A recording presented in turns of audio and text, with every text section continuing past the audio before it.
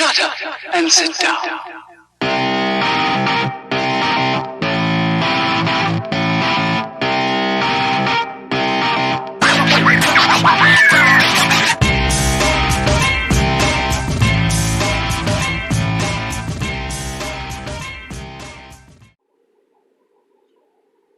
Hey guys, it's Grizz here at the Big Paw Garage. Second video today. First one was on the cancer build for Kenny Danner.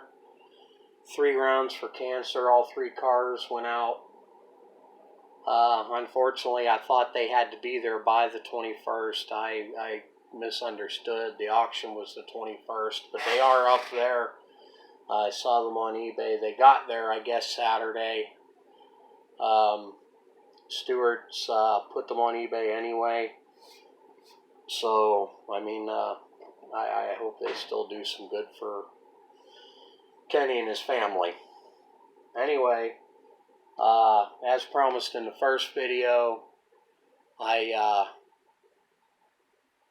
got some things to go over here, and stay tuned to the end because there is going to be a surprise on this.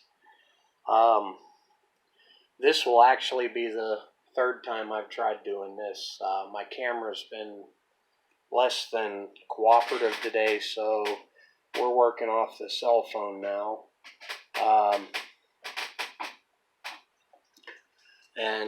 In doing so, things are a little tight quartered here, so I don't have an actual cell phone videoing stand. I'm using something makeshift for the moment. I'm going to 3D print one here in the next couple of days.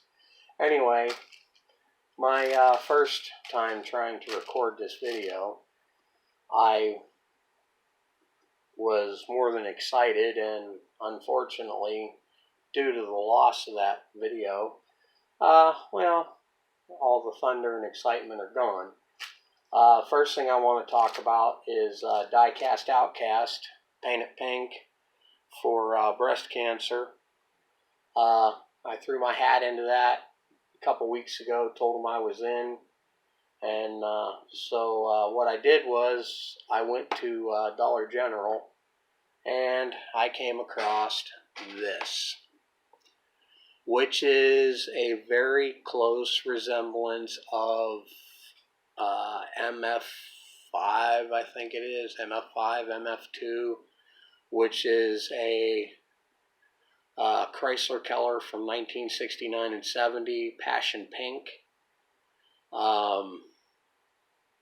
It's real close to it, and I saw it and I was like, yeah, this is going to be a good Keller, because I like to try and stay with Kellers that are, kind of realistic. For some builds, I mean, I mix a lot of my own Kellers too, but for something like a pink build, there's only so many tones of pink that are worth, even looking at. And it's very limited as to what vehicles it would actually look good on. So anyway, I bought that, and about 2 months ago, I went to Walmart, spent $5 on some blind packs, which is this right here.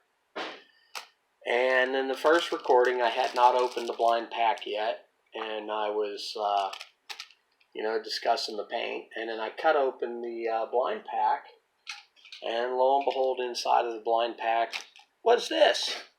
Ha! Look at that, 1970 Plymouth Superbird. And I was all excited. I said, wow, how ironic it was to, yeah. So, camera sucks, thunder gone, here we are. And I'm not irritated, I mean, it happens. My equipment ain't exactly top of the line. As I've said in other videos, I do everything on a budget, and my budget is very little. My wife and I both have health issues that cause, cost money, medications, etc., doctor's visits repetitively. So my budget is very slim. And in saying that, before I do anything further build-wise, I want to explain that to a little bit here. so that everybody understands me, my channel, the builds. For me to get anything, I have to save for it, and that means literally saving $5 from this payday, $10 from that payday. You know, it takes me time to build up enough money to do anything. So the purchase of a new video camera, or, you know, special lightings, that kind of stuff, yeah, that's kind of like out of the question for me. Even materials and supplies to some extent are out of the box for me, based on, you know, the finances. I have a few Tamiya paints, but by a few I mean like 3. Vallejos, I have nothing current. Everything I have is about 10 years old or more, from my old wargaming days. And they are figure paints. They're little tiny vials about that big, and you know, most of them are dried out, and I have a way of remoisturizing it, so to speak, rejuvenating it, bringing it back, making it usable. And with that, I also use this stuff here, believe it or not. And I know what you're going to say right out the gate. I've got a number of people that I've already heard say, oh, you can't use craft paint on used cars. You can't use craft paint on die-cast. Well, you can. And if you take your time and figure out the process, you can. This is entirely done with craft paint. And in doing it with craft paint, I have learned over the years, because I've built a lot of models, and like I said, I am a published modeler, and one day I'll go through a video once I get everything else in this workshop completed and sorted out in that, and I'll show you the publications that I'm in, my models are in. I've used nothing but craft paints for 10 years because of financial reasons, and I want to show you. That is not coming off. That's not coming off. The process is not complicated. It's not a precise thing. It's just taking your time and learning what you can and cannot mix with them. If you do it right, they adhere just fine. They adhere just as good as any other product out there. You just got to know how to do it. All 3 of the cars that I did for Kenny Danner are done with them. This, which I will be redoing, is done with them. That is hand-mixed Chevrolet teal on, you know, as my base coat. And I keep some old automotive paint books, and I mix my colors by hand to match them when I can. And when I get lucky enough, sometimes I'll get a spray can of something that matches. This is also done with those same paints, and this is one I'll be doing a video on here soon. This is all scratch built. The entire wrecker boom, the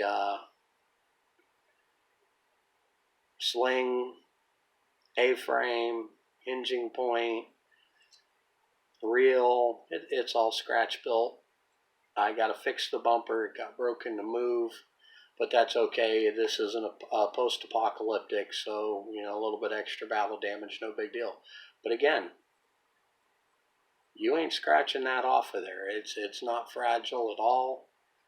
And once again, even the blue, I mean, it's all craft. It's all craft paints. So I'll be doing a video on those. The reason why I use craft paints, for me to save up enough money to buy, let's say, 6 bottles of Tamiya, $6-7 a pop, you know, that's $50-60. Yeah, that's a half a year from now. And, even if I get a windfall, like extra money 1 month, and I was to be able to order them in a couple of months, with the shipping and everything, that's $50 or $60 that can go to take care of things here at home. And, my wife, her condition's stable most of the time, but when she has an episode, it's bad. And for me, it's always the house comes first. I'm not one of those guys to go out and spend house money on my hobby and then let the house worry later. Mama comes first, so that's where my main concern always is. And sometimes that means buying the cheap glues, craft paint, building materials. I'm just getting to the point where my styrene's starting to run low. I'm out of brass tubing and stuff, so I gotta work with what I got. So sometimes the materials I use, people look at and go, "Oh God, no." But end result is you're not going to see what's holding those wheels on, so does it really matter? I don't use styrene. Sometimes I use,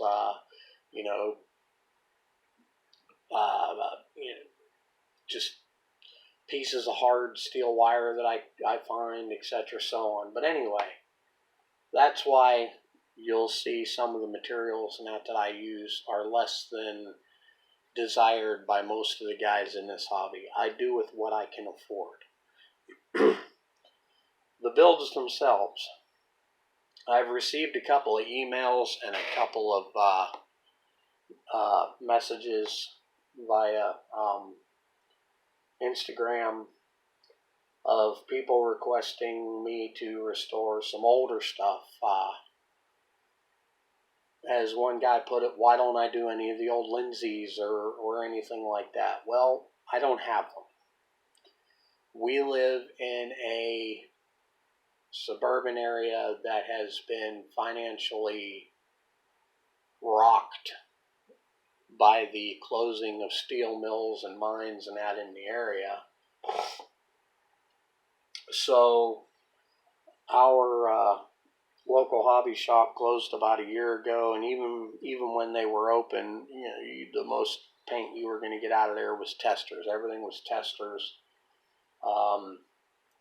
Otherwise, the nearest to us would be Michael's or Hobby Lobby, but that's over an hour drive, and that's $10 in gas. That, again, that's money taken out of the house, and I can't just do that anytime I want.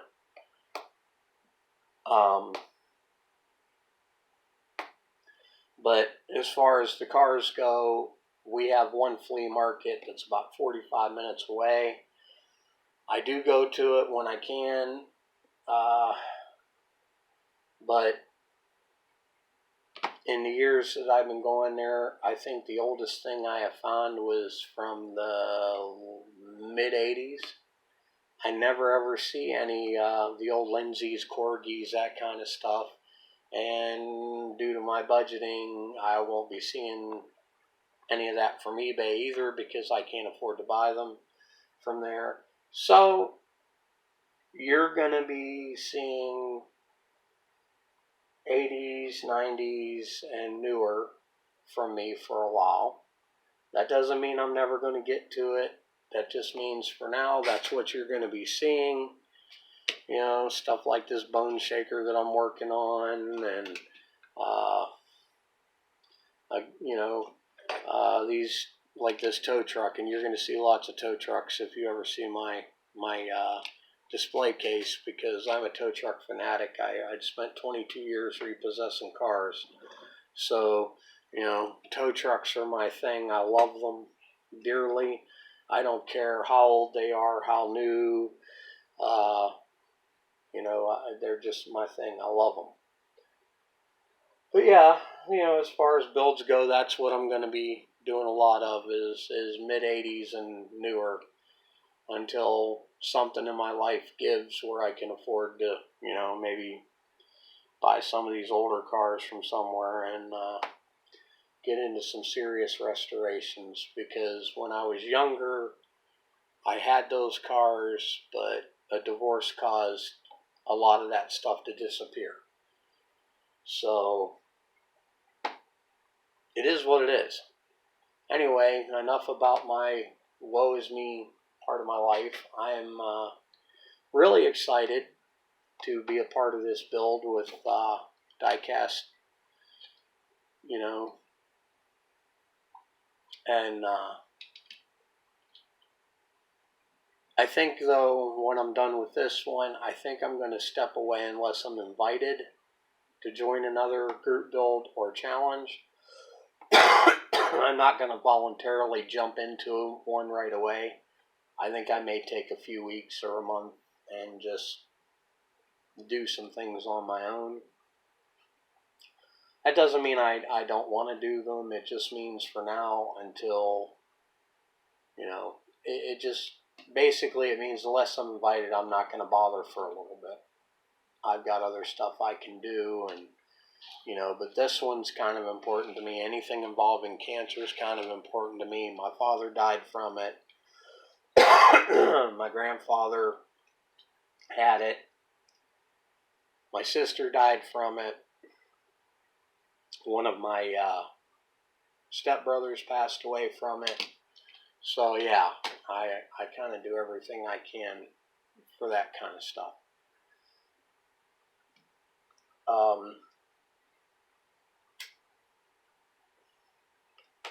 The big surprise. Up until a month ago, I had less than 200 subscribers. When I was doing the channel as a model car channel only, I kind of lost heart because I wasn't getting a lot of interest, and I had gotten into it really when the whole YouTube communities thing kind of collapsed. And I had also gotten into a collaboration build with a fella, and we were supposed to swap the car back and forth to enter in shows. And it ended up being I did 97% of the car, and I sent it to him to enter it in a show down south and never saw it again. And then I got some emails sent to me with video attachments where he's pretty much claiming he built the car, and it just kind of rubbed me the wrong way. So I kind of shut the channel down for a while, and then I had health problems which didn't help. And so when I got back into it, and I jumped into it with the diecast thing again in my life, after a few months, and I hadn't gained not even one subscriber, I kind of got disheartened, thinking, well, you know what, maybe I'm just not doing it right. Maybe people just really don't like me or what I do. But recently, we took a big old jump. And I had said that once we reached 250 subscribers, I would do a giveaway. Well, as of today, I have 252 subscribers. So we will be doing a giveaway. But rather than me say, okay, guys, I'm going to build this car and I'm going to give it away, what I'm going to do is I'm going to let the winner decide what style of a car he would like built. Now, that doesn't mean he's going to be able to pick the casting, because I can't afford to go out and buy a casting specific for that. But I might have, I have some that can go any direction. So anyway, what I am going to do is next Saturday, I'm going to post up a video, and I'm going to post up a video of a randomizer off the internet, picking a number between 0 and 252, or more if I get more subscribers by next Friday night. And whoever wins is going to be able to pick their genre. So if you're into street rods or post-apocalyptic or trucks, whatever, I want to be able, that winner, get something he actually wants and not something that I felt like building and just say here. And now this guy's got this piece in his collection. Yeah, okay, it was a prize, a gift, whatever, but it doesn't fit with what he likes to collect. So I think that's what we're going to do. I think we're going to let the winner choose the genre in which the prize car will come in, and then we'll do a video of the building of that car, just like we're going to do a video of the building of this car from start to finish. And I'm going to start finally getting to add that extra content and full build videos. No, try and do less of this snapshot in the progress and little short videos and chopped up videos because of time. I'm just going to dedicate the time to videoing it while I'm doing it. I mean, I'm already doing the vehicle, so obviously I've got the time. I just need to make sure you see what's going into it, because you people mean a lot to me, my subscribers, all 252 of you at the moment. I'm stoked. I've got some passion back. I've got some drive into this now that I've been able to see that people do give a darn and they want to see what I'm doing. So that's what we're going to do. We're going to give you guys what you came here to see, more content, and hopefully we'll gain some more subscribers, and hopefully I'll entertain you guys and you'll enjoy the videos. In the future, we're going to do some tutorials. I want to do some tutorials on castings. I don't want to divulge too much into that right now, but not every casting was made to do what we do with them. Sometimes it's a matter of picking a different brand to do what you're going to do. And we'll get into that during that video. I'm going to be doing some custom work, custom body work, scratch building with, what I can with the materials I have left. So yeah, that's where we're at, guys. So for now, I'm going to go ahead and sign off. This is Grizz at the Big Paw Garage. Thanks for watching, and don't forget to hit me up on Instagram or email if you have any suggestions, or there is some kind of content you'd like to see in the future, or you have some kind of special request or question. Feel free. Have a good day, everybody. Bye-bye.